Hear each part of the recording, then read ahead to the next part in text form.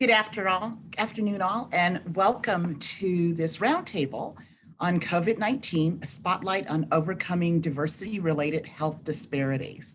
We are so thrilled that you are part of this very important conversation. And there's a number of reasons. We know from the American Academy of Family Physicians that recently released a study revealed that there's perceived discrimination that correlates with medical mistrust.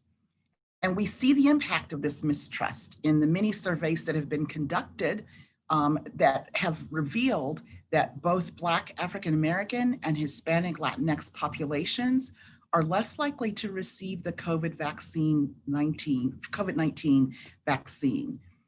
Number of studies that have revealed that. We also know that there are Black and Hispanic patients that are not getting the medical care that they should be during this time of COVID for fear of what that might mean for them. So this conversation that we're going to have today will start with some sharing of information from individuals who are experts in the field, part of the medical profession, who will share information. And then we will take the last half of this conversation to have thoughts, perspectives, and a dialogue with a number of individuals that I will introduce when we get to that part. So if I can start off with introducing individuals, I will first say I'm Lynette Chappelle Williams. I'm the Vice President and Chief Diversity Officer for Penn State Health. My pronouns are she, her. And I run the Office for Diversity at our health center. Who we're going to be hearing from next will be a panelist of individuals who include Dr. Anita Malhotra, who's with our Department of Anesthesiology at Penn State Health. We will also hear from Dr. Thomas Ma, who is the chair for our Department of Medicine. We will hear from Dr. Karima Fitzgerald, who is in our Department of Surgery and is the vice chair for diversity, equity, and inclusion there. We will also hear from Ife Ndukwu, who is with an internal medicine hospitalist and is also the advisor for our diversity pipeline programs. So that is the plan for today. I would like to go on and get started with our first presenter.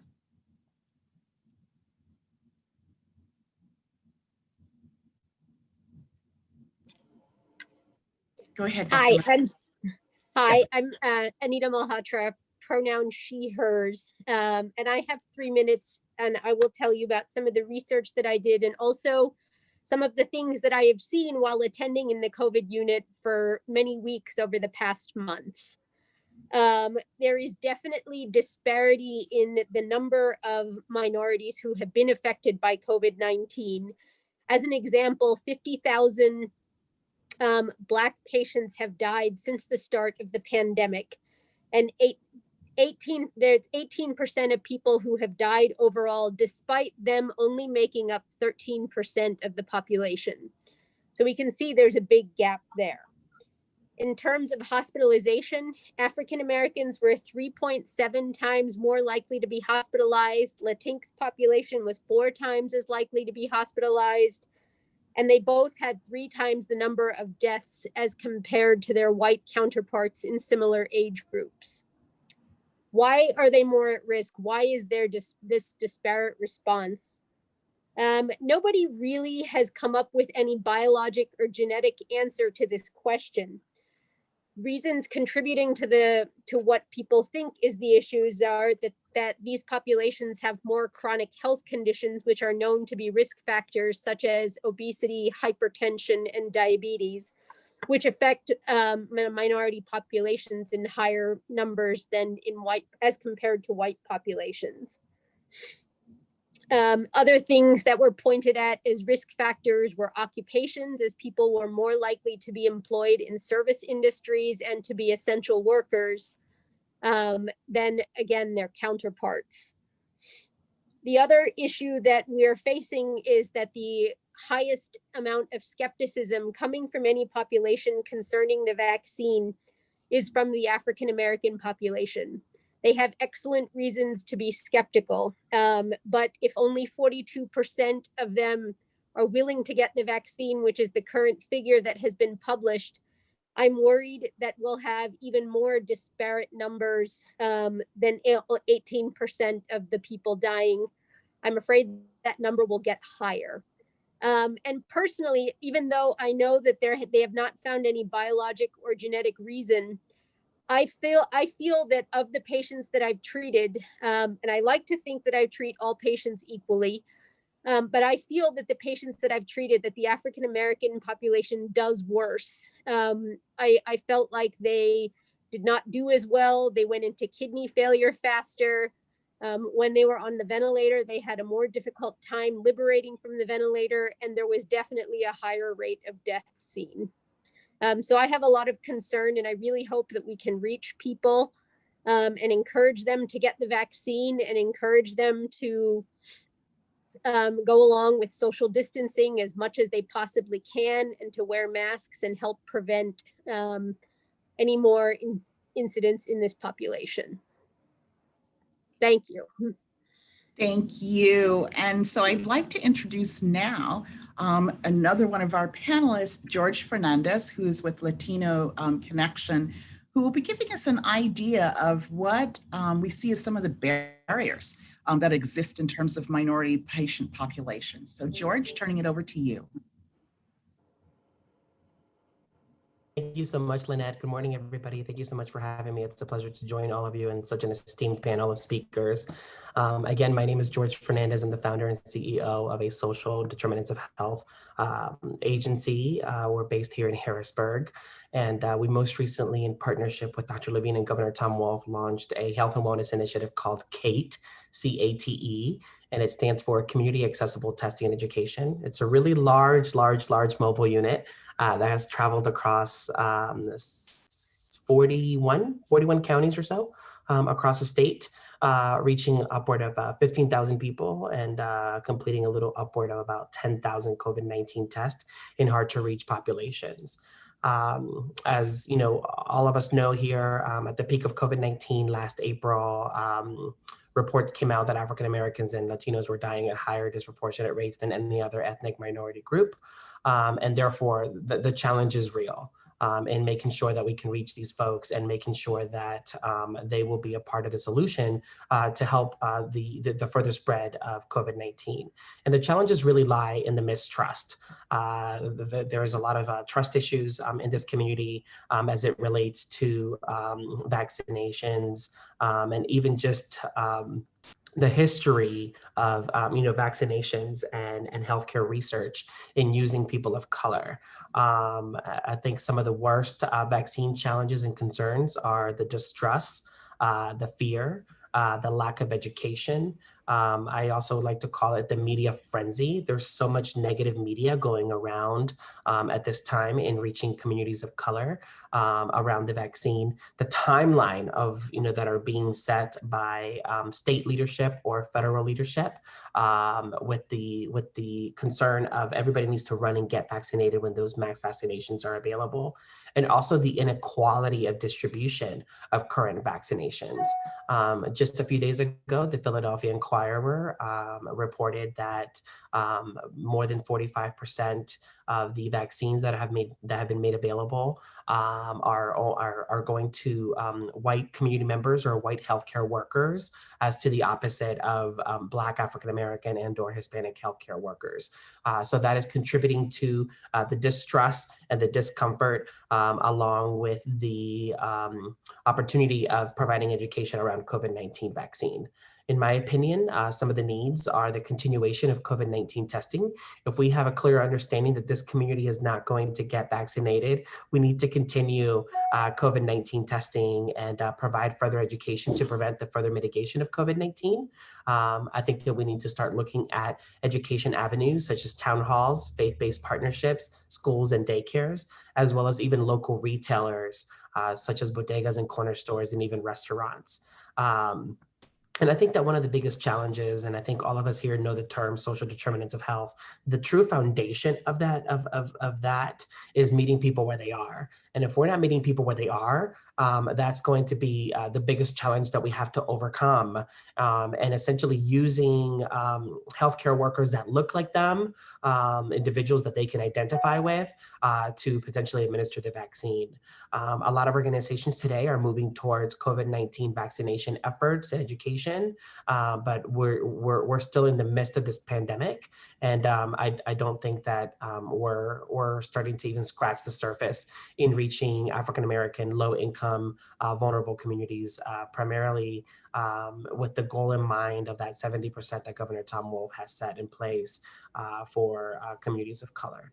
So I encourage healthcare workers and healthcare agencies to start having the uncomfortable conversations that are going to help our communities progress, and start to walk the talk in reaching people and educating them around the vaccine, but using people that they can trust and people that they can ask questions and feel comfortable with. That is what's going to take to build trust in those low-income, vulnerable communities.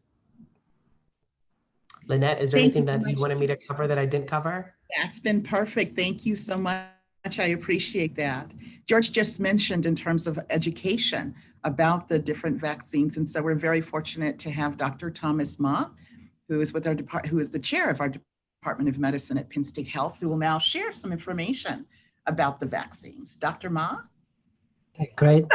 Thank you very much. I'm delighted to be part of this panel and to try to educate you on the data that's there. And it really saddens me greatly that only 45% of our minority population have the trust to get the vaccine, because this is the one single most important thing that's going to really prevent us and get us through. And from my perspective, it's probably the most exciting thing that's happened. And I think in our department, other physicians are incredibly excited, and really there's an acceleration as we get our vaccines about what this means.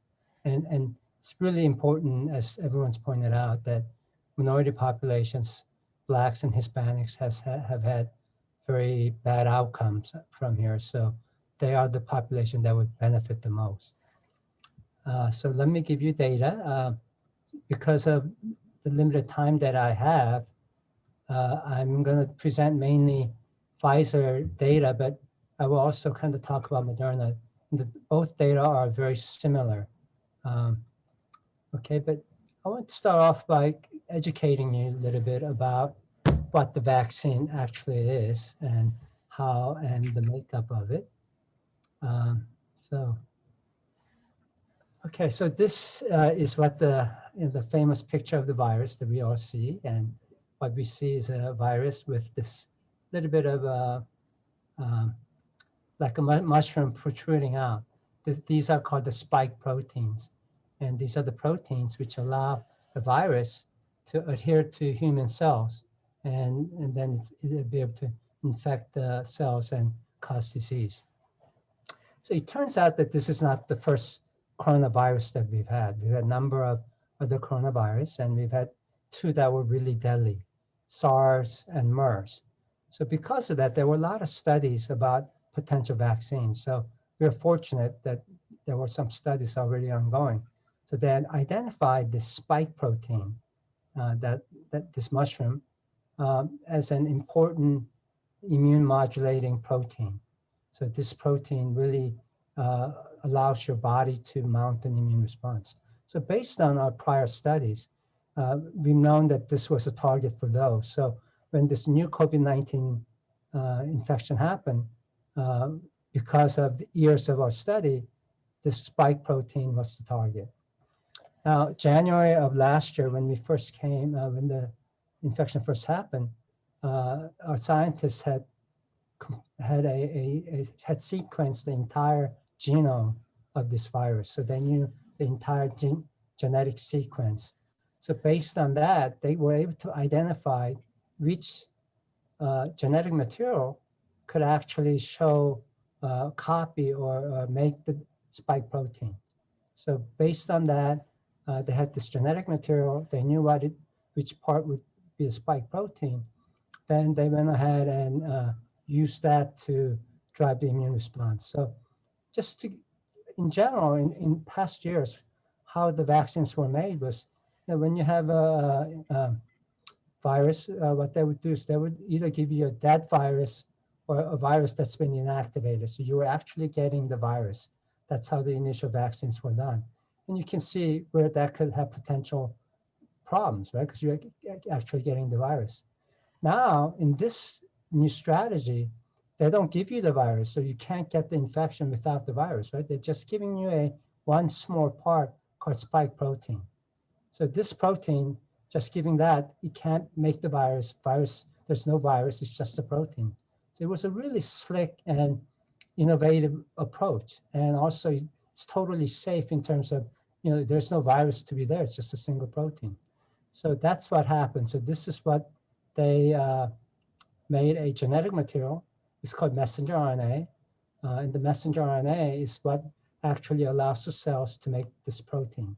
So now what we do is we inject, in theory, you can inject the messenger RNA into the muscles, and then the messenger RNA goes into the muscle cells and it makes the protein. And then now our body, it fakes the body to thinking you have the viral infection.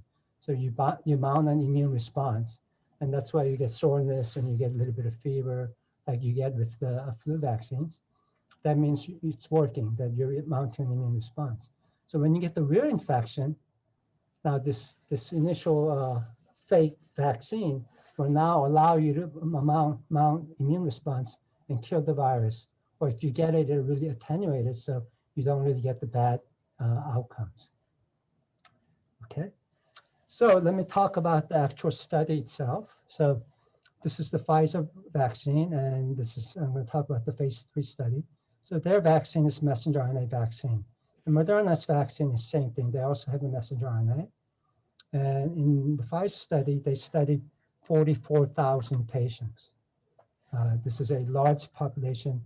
They didn't take shortcuts. This is a typical what you would do for vaccine development. So they condensed the timeline. They didn't take shortcuts or did something strange like has been implicated. They followed all the rigid rules that were supposed to be done. That phase 1, phase 2. So this is the phase 3. And 44,000 divided into either you get the vaccine or you got placebo. So 22,000 got the vaccine, 22 got placebo. It requires 2 doses, 3 weeks apart. Its primary outcome was to determine how effective it was in preventing COVID infection. It also studied if it prevented severe infection that might cause you death. And again, just the point is that FDA set a high bar and the timelines were condensed, but they had to go through each of the regulatory steps. And on December 11th, it was approved by the FDA for emergency use, and now it's being used. So let me share you the data real quick. And I think this is critical because I think you want to know what there was a 95% efficacy. That means it was protected against 95% of the infection. So what does that mean? So in the entire study, there were 170 patients who after being in the study, developed COVID-19. Of those, 162 were in COVID-19, who got COVID, were in the placebo group, and only 8 in the vaccine group. So if you didn't get the vaccine, there were 162. If you got the vaccine, only 8 got it. So what that means is in the vaccine group, there should have been 162 cases, but only 8. So it protects you, there should be 154 more cases. So that 154 protection is this 95% efficacy. It prevented 95% of the cases in the vaccine group. So it's a really, really powerful data. Now the FDA had said prior to the study, their threshold was 50%. So if it prevented 50% of the diseases, it would be allowed to go through. But it had 95%. No one expected the data to be this good. So it's just phenomenal. So I think that's an important case. The other is it prevented severe diseases. So there were 10 total severe diseases, 9 were in the placebo, 1 in the vaccine. I can say in the Moderna had the similar type of data. They also had 95% efficacy as well. And in preventing severe disease, there were 30 severe diseases in Moderna. All 30 were in placebo group, 0 in the vaccine group. So in their data suggests 100% protection. But these are small numbers, so they're mostly equal, but the key point is it prevents severe disease. Demographics of the study, I think this is what's critical for this audience. So about half were men, half were women, 78%, 18 to 65, actually the 16 to 65, and 21% was 65. This is the race or ethnicity makeup. So 44.5% of the patients in the study were communities of color. So it was very well represented. Latinx made up 26%, or about 10,000 patients, big population. Blacks were 9.8, around 4,000 patients. Asian 4.4, Native American 0.7, and the non-Hispanic whites were 55. So it was a very, very good representation. A lot of Latinx, Blacks, and Asians. 44% were of color. So this is the efficacy data. So I told you in the overall study it was 95%. Non-Hispanic whites were 95. Communities of color had a 94%, or equal as the whites or the rest of the population. Latinx, 94.5%. Blacks, 100%. Asians, 74.4%. Now, Asian numbers were small, so this is not really reliable. There's really no difference between this and the other two, so it was very effective there. Native Americans, 100%. Pacific Islands, 100%. So what I'm showing you is that in the communities of color, it was equally effective, and it was a very well represented. Safety, and it was monitored by independent group, Data Safety Monitoring Board. And in the initial trial, they follow for 2 months, but the entire study will be followed for 2 years. So for the approval, they have the data up to 2 months. And the reason why 2 months was taken was most of the side effects happen in the first 4 to 6 weeks. And it was mostly well tolerated with some side effects, which I'll go into. But there were no, at the time of the study, no grade 4 or life-threatening adverse event at the time. So side effects, mild to moderate, as in flu vaccine, you can expect to have some side effect. In fact, most of you who get the vaccine will have it. 84% will have pain at the injection site. Most people will have some fatigue, headache, muscle pain, chills, joint, and fever.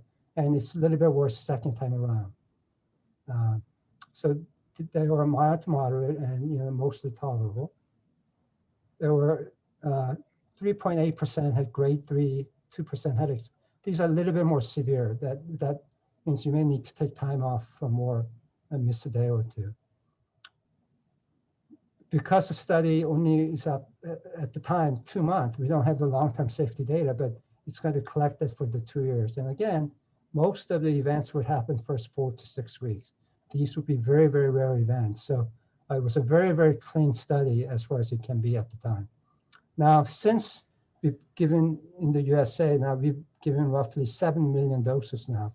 So what we did find is that some people will get severe allergic reaction, what we refer to as anaphylactic reaction. And this happens in about 1 in 100,000 patients. And it's increased in those patients with prior history of having anaphylactic reaction. So now when we get the vaccine, every American will have to wait 15 minutes just in case this happens. And they will have medications in case it happens to take care of it. So far as I'm aware, no one has had to be admitted, but you have to be observed for 15 minutes. Now, I just have some pictures of showing Dr. Nduku, who you're here from, is one of our frontline hospitalists and our leaders, superb clinician. He was one of the first individuals to get the vaccine, the first day. Here I am, I'm getting my second vaccine, and as you can see, I'm thrilled and I'm really exhilarated with everyone getting it. This is Dr. Khalid, our Vice Chair and Division Chief for the Hospital Medicine, Inpatient Care. and our Dr. Henderson, another vice chair. And you can see all of us, we're all very happy to finally have something to protect us. Okay, this is my last slide. I have more, but I think I would give time for others. Why should you take vaccine? Now, one reason is for yourself, so that you can prevent COVID infection and its complication. And especially for Blacks and Hispanics, it's a deadly disease. And it really, you're at the greatest risk. So by doing this, it's going to prevent you from getting it. That's why. But I think for me, for most of us that got it, we got it because we really want to protect, not for us so much, but to protect our loved ones, our coworkers, our friends, and community. So if I don't get the vaccine, I can spread it. I can spread to my mother, elderly, my patients, my coworkers. That's why a lot of us have got it. And the third, just as important, is many of us want to return to life as it is. We can never get there as long as the virus is there. So it really helps to achieve herd immunity. And by having a herd immunity, having 70, 80% of the people vaccinated, we can go back to normal life. And so this is critical. Without it, this could be here for another 2-3 years. If everyone gets vaccinated, the sooner we can get back and open to the life that we once knew. So with that, I think I will stop for today, and thank you very much for allowing me to present to you. Dr. Ma, thank you so much for that information. I think that will be very helpful as we start our conversation about what we can do in terms of a collective effort. I will say I've heard Dr. Ma's presentation a number of times, and because of the information he has shared, I am scheduled for my vaccine for at the end of this month, and it says a lot because I don't like vaccines at all, so any kind. So it says a lot that I am committed to doing this in terms of getting my vaccine. And speaking of that, one of the reasons that people don't get vaccines, don't see their physician, is just a fear. And so I'm hoping that we can hear from Dr. Fitzgerald and Dr. Nduku about what are the fears and what are some of the things that are causing our minority communities to not consider the vaccine and not to follow through in terms of their medical appointments during this COVID period. Thank you, Lynette. So one of the things that we are well aware of is that African Americans and other minority populations have been exposed to experimentation in the field of medicine. We can look back historically at perspectives like the Tuskegee experiment, where people with syphilis, African American men specifically, were told that they were being treated, and ultimately a short period that was supposed to exist turned into a 40-year experiment where these individuals were not treated and had to live with the long-term sequelae of the syphilis and the tertiary and quaternary side effects, to the point where many of the CDC and other organizations have ultimately had to give some sort of reparation, so to speak, in order for the families of those people who suffered and died to have some sort of retribution for the things that have gone on. The disparities in medicine have also played a major role because of access to healthcare and then the quality of the healthcare that have been received in the African American and other minority populations, which leads to the distrust and the lack of willingness to participate in things like clinical trials and things of that nature. So with this new vaccine, especially with how rapidly it came to pass, there are lots of questions from the minority population in terms of why should I take it? And is it going to be the same as what is given to the majority population or non-African American, non-minority populations? And I think that having more people in healthcare who are representative of those populations, such as myself and Dr. Nduku, who are advocating for these things, will be helpful in terms of educating. I know that in the past, we have not always had fair treatment, and that definitely leads to the concern about whether or not this is any different. And I think that understanding the severity of the illness, like Dr. Malhotra talked about in terms of the outcomes for several of those patients, is going to be imperative for patients to looking forward into the future to participate willingly and understand how important this will be for their overall healthcare outcomes. One of the major things that we deal with on a day-to-day basis is education. And I think that having more forums like this to allow people to understand, like Dr. Ma was explaining, the vaccine and the science behind it will be helpful in terms of getting more people to be willing to take the vaccine and ultimately understand that this is for everyone. It's not exclusionary. It's actually going to help the overall population and not just specific groups.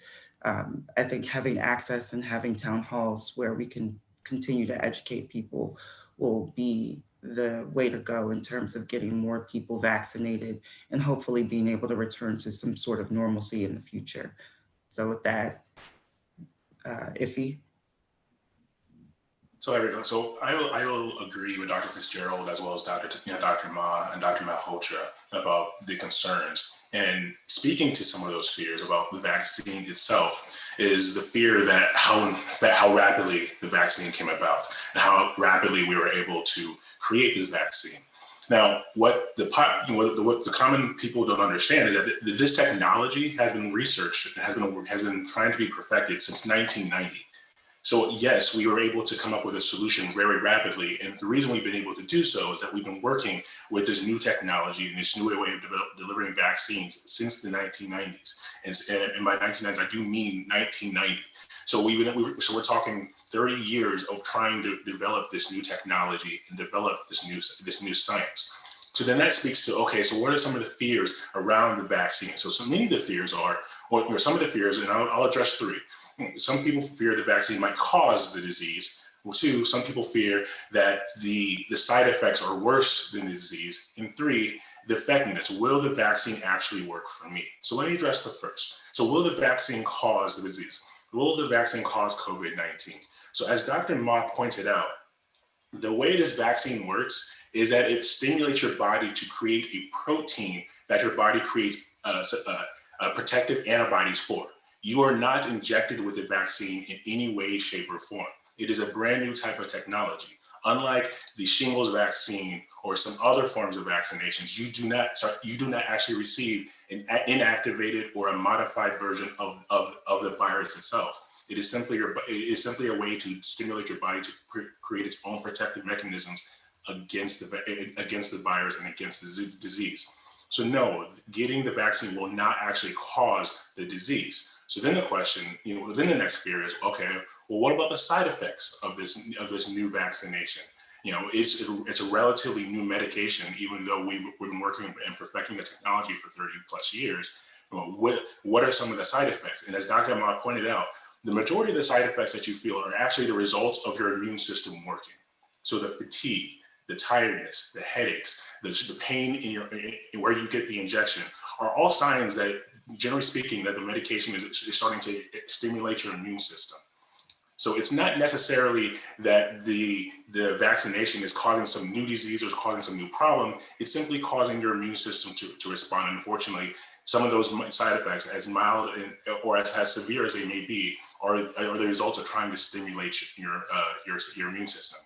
Now, the question is, well, what about long-term side effects as opposed to these short-term side effects? Well, the truth of the matter is we don't know. We're still working on trying to understand the long-term effects of this new technology. Now, but with that being said, in terms of these research studies that were done, we monitored these two groups of people who received the vaccine and the placebo for 2 months. And the original intention of the study was to follow them out for 2 years.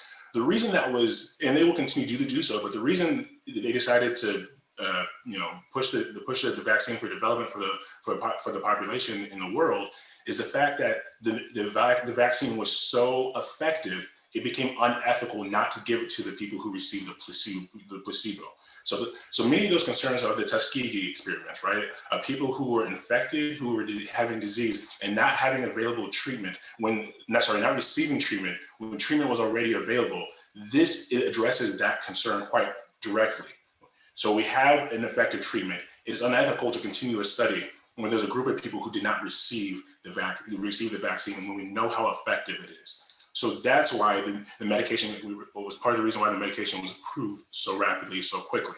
And then that last fear of effectiveness, right? Will this medication work for me? Will it work for the minority communities? So as Dr. Ma pointed out in his presentation, 10% of the people in the study were Black African American, 25%. I'm hoping that I'm not saying that incorrectly. Were Hispanic Latinx, or people of the Hispanic Latinx community.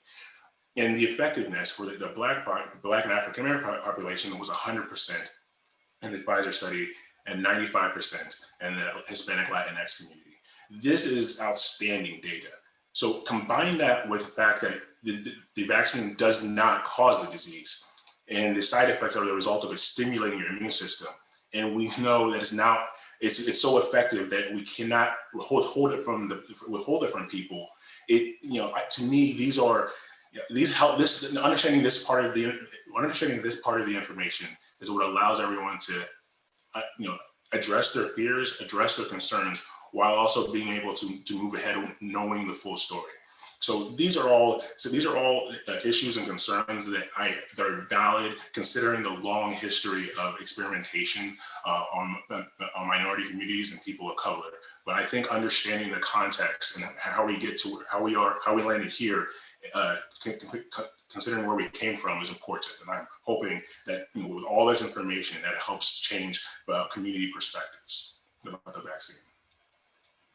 Thank you, Dr. Nduku and Dr. Fitzgerald. That was extremely helpful in terms of understanding the fears. And what I'd like to do now is to open it up to our panelists for us to have a conversation that, based on what we have learned, like what can we be doing in terms of helping the communities to become more educated about the vaccine, so they can make an informed decision based on what information is available, and also to understand what you have heard from the communities, or what's happening within the communities related to this and medical care in general. So I'd like to introduce everyone who's part of the extended panel, which includes Mary James, who's the president of Harrisburg Links Incorporated, Carl Singleton, who's president and founder, and I always leave the rest of the title off, and I apologize for that.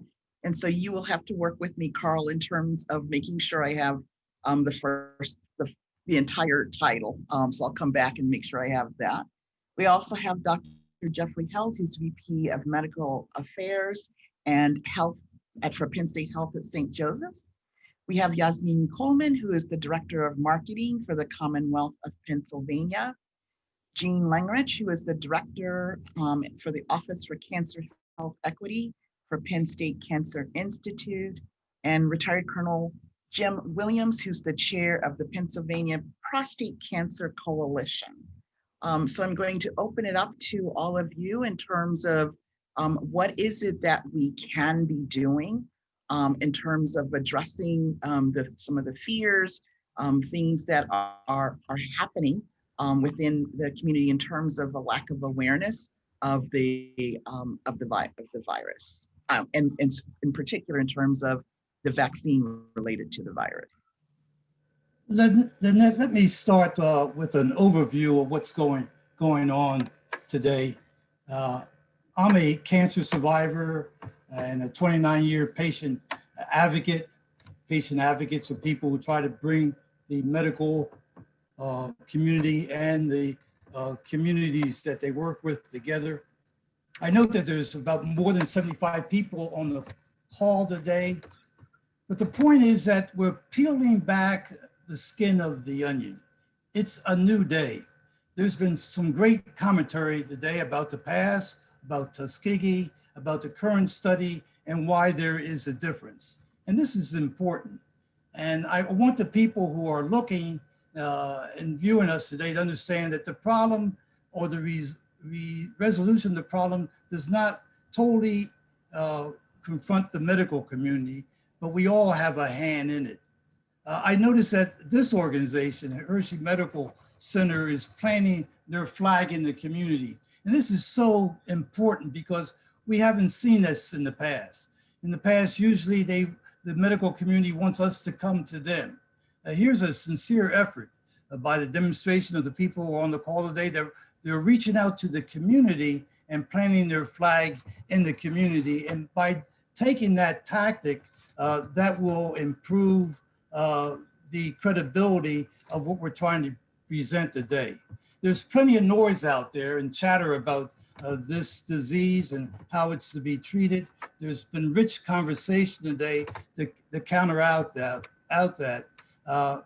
And this planting the flag in the community is important. Also notice that most of the speakers today are people of color, minorities. There's been talk about who's been involved, and the minorities have been involved not only in its research, but in its delivery. And these minorities, male and females, have been at the highest levels and at the decision-making levels to watch over what's going on. We didn't talk to, and we don't have time to go into the details of how these trials are conducted, but there's institutional review boards, and there's other checks and balances that we can keep track of to make sure that these experiments and their conclusions are valid and will help the community. And the last point I'll make is that the point that we as minorities were involved in the clinical trials. All of us keep all kinds of medicines and drugs in our cabinets, and we use them from time to time. But many of us don't know that in the past, we were not part of the clinical trials for various reasons. So the conclusions that have been made many times do not apply to us because we're not involved. And that's why as minorities, we have to be involved, not only in the administration and in the education, but also in the trials themselves. Hershey many times is criticized because it's a teaching hospital and people don't want to become guinea pigs, but we have to be fully integrated into this work. And I think now we have an opportunity to do so. And the last point I'll make is that, you know, it's more than just medicine. It's more than just ethnics. I think it's more of a zip code problem than it is an ethnic problem. It's where people live in the social and economic situations that lead to many of the comorbidity problems they have. And I'll stop there. Great. Thank you so much. Those are extremely important points. And before we move on, I want to clarify for Carl Singleton, who is the president and founding member of the Pennsylvania Diversity Coalition. So Carl, I'll give you the floor to share what you might have to say. Well, titles aren't important. As we know, it's the work. And what I first like to say is thank you all for your service throughout this pandemic. Thank you for risking your lives and thinking they're not robbery to serve others as opposed to just yourselves. And for bringing a staple of honor and integrity to your overall profession. It does my heart good to, of course, see so many people. I'm not a of color person. This does me good to see Black young people, professionals here and presenting. And I think that is the first step when we start to talk about community trust, building and ensuring that people are actively engaged, much like education and other places. When you see it, you can be it. And having you all present here gives our young people hope. Hopefully some of them are on the line, just to see that your youthfulness, as I see, and your, of course, credibility with regards to your titles will go a long way. I'll just touch on a couple quick points. I won't be before you're long. That's when you know you're gonna be long, right? But I'll just simply say, quite frankly, the overall rollout and why a lot of, and I'll just say Black people in particular that I've come in contact with has been were hesitant, even beyond just the Tuskegee experiment and that debacle. It was the messenger, and the messenger was the occupant of 1600 Pennsylvania Avenue at the time. And so we know how that went. This other piece is when we start to talk about the challenges, lack of education, or having courageous conversations, if those individuals that are tasked with those those deliverables aren't reflective of the communities that they're serving, then there is going to be a barrier, and it won't be an artificial barrier. It'll be a realistic barrier, and rightfully so, I'd say. When I believe it was Dr. Fitzgerald, she spoke directly to having more individuals that looks like her and others on this line to be the message barriers. And at that point, the barriers, from my perspective, I'm paraphrasing now, those barriers would subside and or disappear. Maybe not completely, but with less suspicion, we'll say. And the final thing is, we need to, when we talk about the geographical locations, I'm glad that was highlighted, because we understand completely about how environmental justice really impacts disproportionately people that look like us, and that the coalition represents as a whole. So I'll put a button in it there, and I'll just talk about the need for you all and applaud you for showing the empathy, compassion, and steadfast perseverance throughout this pandemic rather. So thank you. Thank you. So Dr. Howell, Jim mentioned in terms of this being a zip code issue. Carl just talked about in terms of the geography. We know that in the Reading community, there's a large Hispanic Latinx population. So what are you seeing, or what do you think we need to be doing in terms of making sure that we're getting this communication out to our Latinx Hispanic community in the Reading area? You know, all the population health research, the zip code is really the most definitive number that really tells about people's access to healthcare and their risk of disease and poverty. We are seeing a higher number of the Latinx community in our hospital who are sicker based on the population. And so reaching out to that population and getting the leaders in that population, like Mr. Fernandez, to talk about the vaccine, getting our employees, I think, are key members of that. I've worked hard to talk to the employees to get vaccines, but also to kind of popularize or share the fact that they've gotten the vaccine, so that everybody in the community can see and know somebody who's gotten the vaccine and has not had any issues or health concerns related to that. I think when people see more people like them getting the vaccine, they're going to feel a lot more comfortable moving forward. And so we all have that sticker, that we get put on our badge, that we kind of wear that with pride in the community, in the grocery store, so that people can see that you got the vaccine and that they can too. The other thing I'd stress here is if you look at vaccines in general, there are certain diseases that don't exist anymore in our society because of vaccines, and things like smallpox, I think was before I actually was able to speak, that disease was completely eliminated by vaccination programs. Polio, even before I was born, is something that is a much minor healthcare issue because of that. So realizing that is there, and that vaccines are an effective way to do that, but also realizing that general healthcare and preventative care is the key here. And this is a vaccination program is really part of that. Getting the things that you need from your physician, from your for yourself, so that you can be healthy and avoid illness in the future. Great, thank you so much. So Mary and Yasmin, you both are affiliated with large organizations in the area that are committed to service.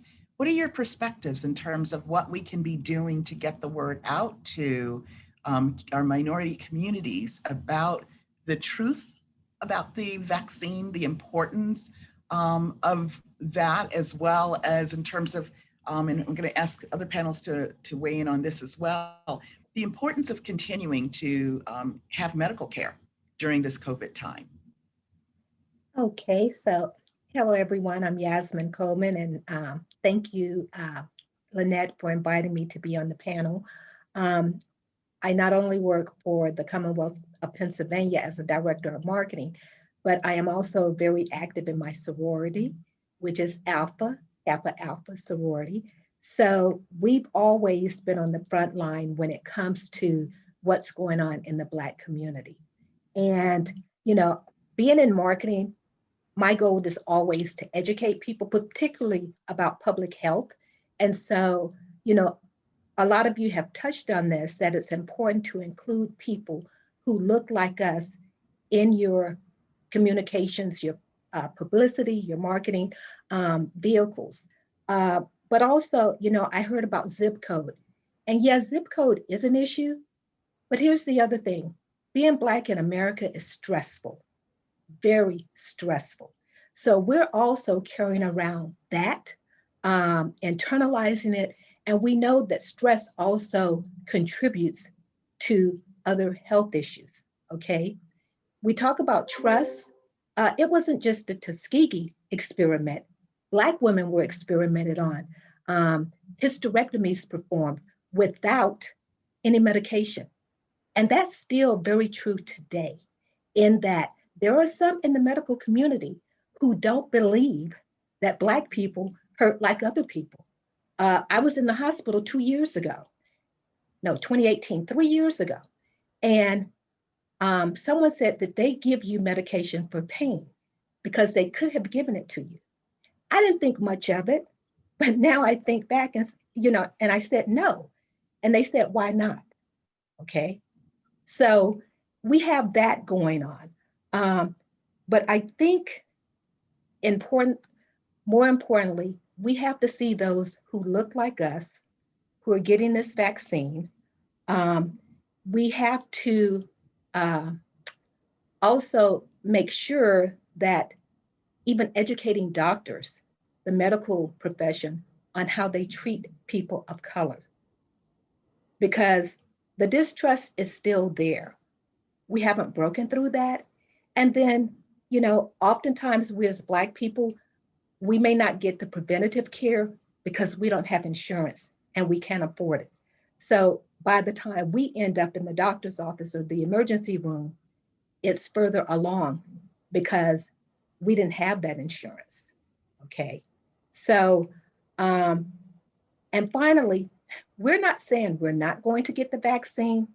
Many of us are just saying we don't want to be first in line. As for me, I believe I'm phase 1C. I am also a cancer survivor. I am a 20-year breast cancer survivor.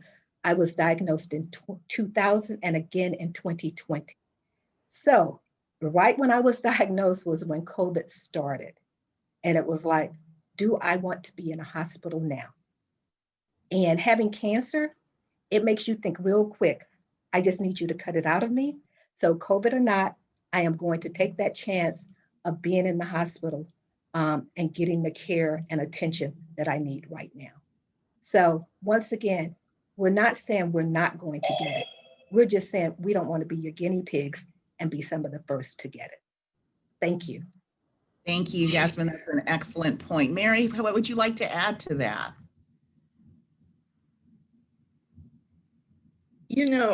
I really would like to say ditto to many of the comments that went before. And I think that it is critically important that the people that look like the communities that they're serving, that, they have people that they can relate to. So that's number one, I think. And because we serve five counties in marginal communities in the central Pennsylvania area, I think it's wonderful that your organization recognizes the problem and is willing to use us. So our organization is more than open to being the vessel to carry out that message. Again, I think what Yasmin just said is basically because of the history, because there is some basic mistrust, intrepidation in terms of how people have previously been treated within the healthcare system for various reasons, not having health insurance or whatever the reason, just being Black. They are not eager to be the first in line, but it doesn't mean that they will never get the vaccine. They just want to see what happens. There is tremendous mistrust. But just like the information that you shared with us today, I think that's the message that we have to carry out to our communities is how does it work?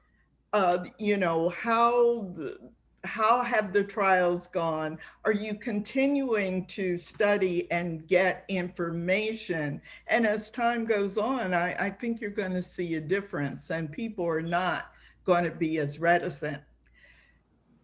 In terms of continuing to address other issues, other healthcare issues that people have while we're still in this pandemic mode, I think that's critically important to take out to the community also, with the information that don't be afraid to talk to your doctor.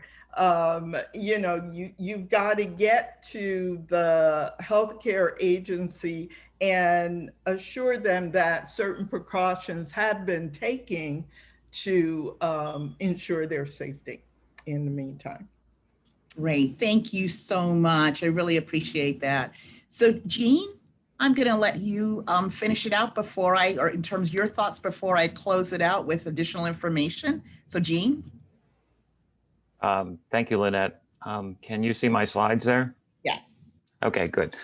Thank you again. Thank you, Lynette, for inviting me to speak here. And I guess one of the things I guess I can do is talk a little bit about how Penn State Health and Penn State Cancer Institute are addressing some of these community issues. So I have the privilege of directing the Office for Cancer Health Equity, which is a small group started in 2019 with really the mission to foster cancer health equity throughout central Pennsylvania. That includes not only the urban, but also the rural areas as well. So Lynette and I were talking about, let's see, I need to go on here. Oops, there we go. So in 2019, the Penn State Cancer Institute established a Hispanic Latino Community Cancer Advisory Board. The really sole purpose of this was to be a bridge between the Cancer Institute and the Hispanic community in central Pennsylvania. We have a lot of submissions, but that's primarily what we are. One of the things the CAB wanted to do was to shift away from cancer specifically and initiate a series of webinars in Spanish. And this first one is going to be in January here, January 19th, I believe, next Tuesday night. It's in Spanish. All the webinars are in Spanish. We're doing this in collaboration with SACA, which is the Spanish American Civic Association out of Lancaster, and their radio station. So Saul Rodriguez Calan is really the manager of this, but we invite all of our Spanish speaking individuals to participate in this. We do have a couple of excellent physicians from Penn State talking about this, the COVID-19 vaccine. So this is one of the strategies that we're really trying to use to recognize the concerns of the Hispanic community and address this. So subsequent seminars will be about patient navigators and about physical activity and a variety of other things. But right now we're really focused upon the COVID-19. So we're really trying to take a community-based approach to this. The second one that I'll tell you about here is Team Roar. This is a small cadre of community health workers, about 15, who are really dedicated and passionate about bringing better health to the Harrisburg community. So this is really the community health worker approach. So the Cancer Institute has stood up this cadre of this workforce. And so I'm happy to say that they are being offered the COVID-19 vaccination through Penn State Health. And so this is I think one of the ways to not only, one of the ways that we can show that community members of color have that opportunity to participate in. And I hope they do. They've been educated about the vaccine. So one of the things that Penn State Health is doing is actually trying to offer that to people in the community who are playing a key role in delivering that disease prevention message throughout. That's really all I have, Lynette. I just thank you for the opportunity to talk a bit about that. And I'll turn it back over to you. Great, thank you so much. And I will say our time has come to an end. Clearly, we didn't cover everything in this conversation, so do watch for future roundtables along these same lines. I want to thank all of our panelists. Appreciate your participation, the information that you have shared. I also want to thank the community leaders that have participated in this conversation. My sincere appreciation to you as well. And to those of you who have joined in, a number of individuals have asked about, like, where can they get their vaccine and what's the process of doing so? So we're going to get information, watch our Facebook page and our other social media for questions to that. I want to close out by saying thank you to two of my amazing colleagues who helped to put this together. Megan Addix, who is our communications marketing liaison for our diversity, equity, and inclusion office, and Debs Nafziger, who is our executive administrator, who is really sort of like the glue for our diversity office. I want to let you know Penn State Health is very committed in terms of trying to address these health equity challenges with the focus right now in terms of COVID, but going beyond that. So I will close it out at this point. If you have any other feedback or suggestions, please feel free to reach out to us. We would love to hear it and watch for future roundtables like this. Thank you, everyone, and have a great weekend. We'll see you soon.